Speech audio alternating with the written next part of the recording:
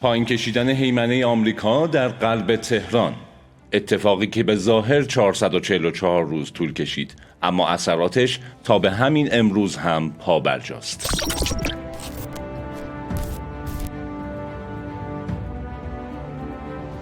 در 13 آبان 1358 دانشجویان پیرو خط امام از دیوارهای سفارت آمریکا در تهران بالا رفتند و با گروگان گرفتن 52 نفر از کارمندان این سفارت اتفاقی بزرگ رو رقم زد. برای اینکه بهتر بفهمیم این قضیه از کجا آب میخوره، باید برگردیم به کودتای 28 مرداد 1332. جایی که دولت آمریکا با دخالت مستقیم خودش دولت محمد مصدق رو سرنگون میکنه و محمد رضا شاه پهلوی رو دوباره به قدرت برمیگردونه. اما دخالت و دشمنی‌های آمریکا با مردم ایران تمومی نداره. از تلاش برای تجزیه ایران گرفته تا تصویب قوانینی مثل کاپیتولاسیون و حتی تبعید کردن امام خمینی به ترکیه. همین اعمال خصمانه و دشمنی‌های آمریکا بود که باعث شد مردم ایران هوشیارتر بشن و بعد از پیروزی انقلاب 57 بیشتر به این فکر باشن که نکنه آمریکا بخواد دوباره شیطنت بکنه و انقلاب اونها رو به فروپاشی بکشونه.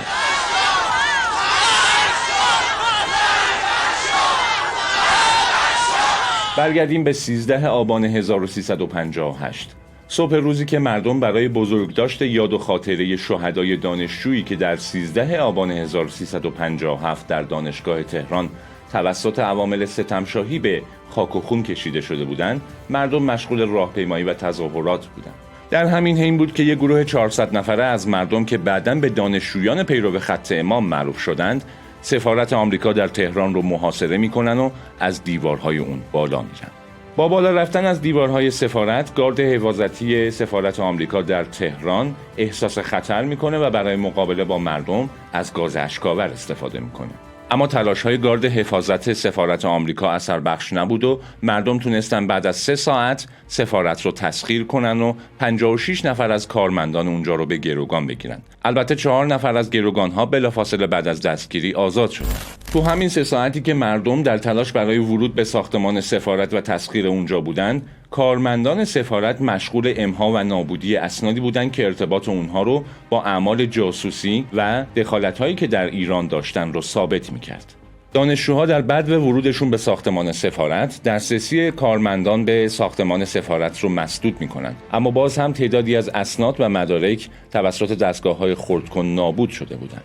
بعد از ورود دانشجوها به ساختمان سفارت و مواجه شدن با صحنه نابودی تعدادی از اسناد، دانشجویان به صورت شبانه روزی تلاش کردند و تعدادی از اسناد نابود شده رو تونستن کنار هم قرار بدن.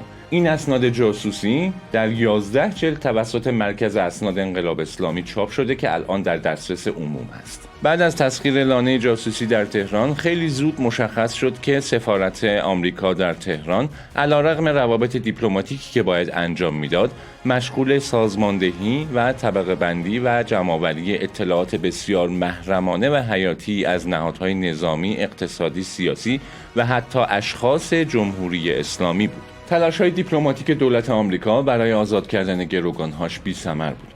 گروگان‌هایی که در ظاهر دیپلمات بودند، اما در واقع جاسوس‌هایی بودند که حتی در برخی از اسناد به اون اشاره شده که این جاسوس‌ها حتی تلفن‌های خونگی مردم رو هم شنود می‌کردند.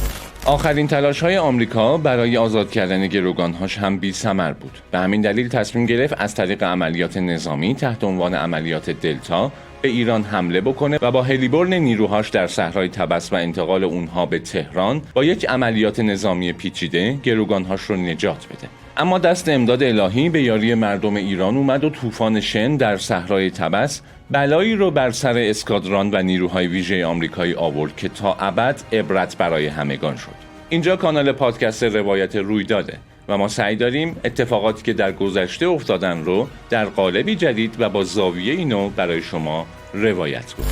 لطفاً ما رو سابسکرایب بکنید و نظرات خودتون رو در قالب کامنت با ما به اشتراک بذارید.